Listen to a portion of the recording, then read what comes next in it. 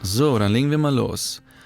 Erste Frage. Was ist deine Lieblingsgeschmacksrichtung bei Eis? Also, ganz klare Antwort, Stracciatella. War es schon immer, ist es und wird es auch immer bleiben. Die Kombination aus Vanilleeis und Schoko ist einfach der Knaller. Wenn du einen Charakter aus einem Film oder einem Buch treffen könntest, wen würdest du wählen und warum? Das kann ich euch sagen. Ich würde gerne die Marianne treffen. Aus dem Buch Gargoyle von Andrew Davidson. Und um mal die Beschreibung zu zitieren, es ist eine fesselnde Geschichte einer Liebe, die die Grenzen von Zeit und Raum überschreitet. Ja, kann ich euch wärmstens empfehlen. Was würdest du deinem 12-jährigen Ich gerne sagen? Dem würde ich sagen, dass er durchhalten soll, dass viele umziehen am Ende doch einen Sinn hatte, obwohl man an jedem Ort praktisch ein Stück seines Herzens zurücklässt. Trotzdem, dort wo man am Ende ankommt, ist das große Ziel und dafür hat es sich gelohnt. Einfach durchhalten. Kleiner Damien. Was ist deine Meinung zu legalen Streaming-Services? Tolle Chance oder zerstört es die Industrie? Also das Positive am Streaming ist, dass man viel, viel einfacher neue Bands oder Künstler kennenlernen kann und deren kompletten Katalog direkt abrufen kann. Weil heutzutage einfach niemand mehr in den Laden geht und einfach so eine CD kauft von jemandem, den er überhaupt nicht kennt, wo er nicht weiß, was ihn erwartet. Ja, der negative Effekt, warum hier auch vom Zerstören der Industrie gesprochen wird, ist einfach, dass die Einnahmen verschwindend gering sind. Also man braucht viele, viele Millionen von Streams, bevor es da überhaupt nur auch einen Euro gibt. Von daher geht zu Spotify, geht zu Deezer, zu Pandora, wohin auch immer und streamt fleißig, denn das ist 1000-mal besser, als sich das Zeug illegal runterzuladen. Das ist mal klar. So, jetzt auch eine sehr interessante Frage. Was ist das Verrückteste, was du je getan hast und würdest du es wieder tun? Also, ich glaube, das absolut Verrückteste, was ich je getan habe, war alleine gegen den Willen meiner Eltern umzuziehen. Ja, und dann nicht zu wissen, ob ich da dann jemals wieder den Anschluss finden würde. So kurz nach dem Abi einfach alle Brücken abzureißen und sein eigenes Ding zu starten, ohne überhaupt irgendeinen Plan zu haben von irgendetwas, das war schon richtig krass. Ja, Jobben, Miete, Haushalt, plötzlich musst du dich um das alles kümmern. War schon ziemlich chaotisch das Ganze, aber trotzdem war es das Richtige und ich würde es jederzeit wieder machen. Wenn du eine Zeitmaschine entdeckst, würdest du eher in die Zukunft reisen, um zu sehen, was es dort für Möglichkeiten gibt, oder in die Vergangenheit reisen, um dich selbst daran zu hindern, etwas zu tun, das du wirklich bereust, obwohl es dein zukünftiges Ich verändert? In der Theorie sagt man ja, dass es nicht möglich ist, in die Vergangenheit zu reisen, also müsste ich ja in die müsste ich nicht, aber abgesehen davon, also ich habe nichts in der Vergangenheit getan, was ich jetzt irgendwie so krass bereue, dass ich es unbedingt ändern müsste. Ja, die Zukunft zu sehen wäre schon auf jeden Fall cool und sehr spannend, um mal zu schauen, was es da dann Neues gibt. Aber ja, sofern nicht alles im atomaren Krieg schon bereits platt gemacht wurde und ich dann auf einmal inmitten von Kakerlaken durch eine Wüste marschiere, das wäre dann ein bisschen blöd. Aber so an sich wäre das schon spannend. Hast du versteckte Talente? Ja, aber das sind Sachen, die ich nicht unbedingt im Internet breittreten möchte.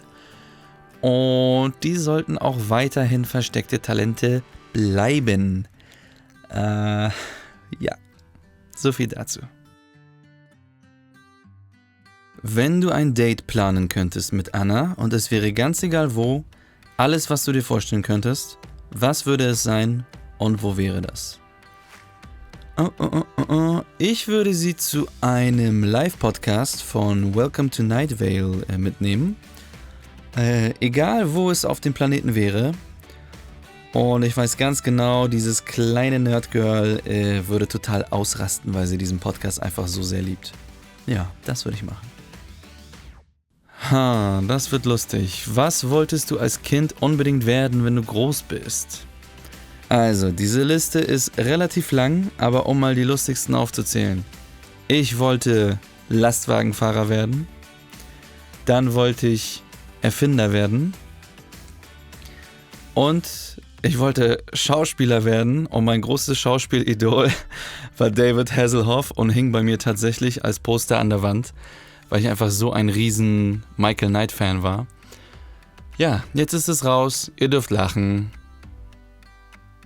Was ist deine größte Angst? Meine größte Angst. Ich glaube, das ist etwas, was in jedem von uns auf irgendeine Art und Weise mehr oder weniger ausgeprägt schlummert. Verlustangst. Also momentan läuft einfach alles Es läuft einfach relativ gut. Ja, manchmal fragt man sich dann einfach, wie lange kann das noch so gut gehen? Ich hoffe, es bleibt so und es versinkt nicht alles im Chaos, da man einfach auch weiß, wie die Schattenseiten aussehen können, weil man sie selbst erlebt hat. Und da möchte man nicht gerne wieder hin. Warum sind die Lyrics von deutschen Songs eigentlich teilweise so komplett anders als die englischen und nicht exakt übersetzt? Naja, das hat was mit den Reimen zu tun, denn du kannst zwar einen Text 1:1 übersetzen, aber dadurch, dass es ja dann eine völlig andere Sprache ist, kriegst du ja nie im Leben wieder dasselbe Reimschema hin. Und für Musik ist das nun mal sehr wichtig. Ja, ihr könnt ja gerne mal den Test machen. Schnappt euch ein englisches Gedicht, übersetzt es wortwörtlich und dann schaut mal, ob es sich am Ende immer noch reimt. So, und wir versuchen dann natürlich, es sinngemäß zu übersetzen, sodass die Message des Songs vorhanden bleibt. Aber dann natürlich mit deutschen Worten, oder auch andersrum hat es auch schon stattgefunden, dass der Song zuerst auf Deutsch geschrieben wurde und dass man ihn dann versucht auf Englisch so zu übersetzen, dass man dann wieder Reime hat. Hast du selbst auch Songs geschrieben oder machst du gerade nur Sachen mit Anna? Also wie ihr wisst, auf der Kickstarter-EP ist ein ganz neuer Song von mir drauf. Und das Duett ist ja auch nicht schlechter, nur weil es ein Duett ist.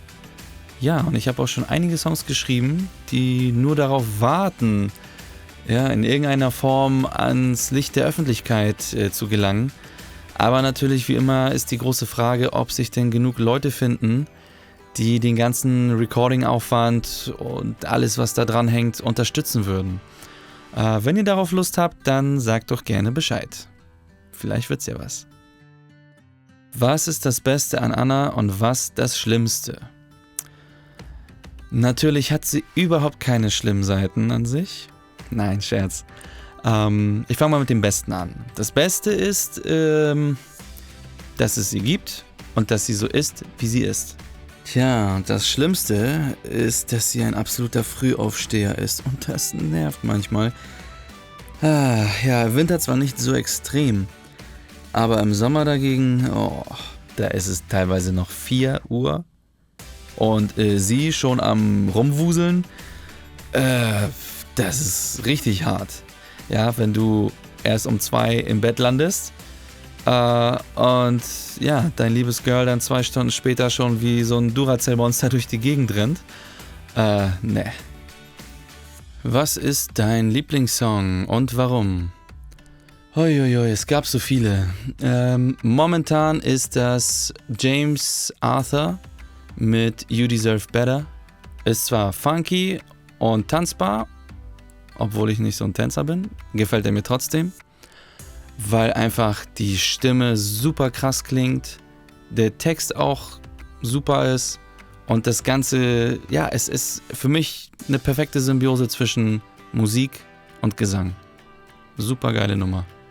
Und tut mir einen Gefallen, wenn ihr euch den Text durchlesen solltet, bitte interpretiert da nichts in meine und Annas Beziehung rein, okay?